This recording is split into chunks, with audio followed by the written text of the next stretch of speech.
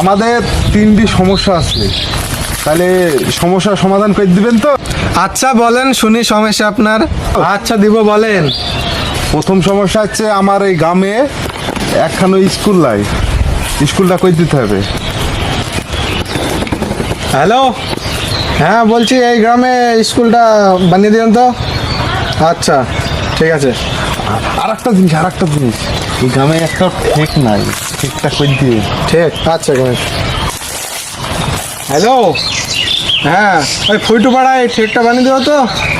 হ্যাঁ হ্যাঁ, আচ্ছা আচ্ছা ঠিক আছে। আর একটা সমস্যা হচ্ছে আমার গ্রামে তো টাওয়ারই নাই, তা আপনি ফোন করলেন কি করি? শালির নেতা ছাতি বোঝা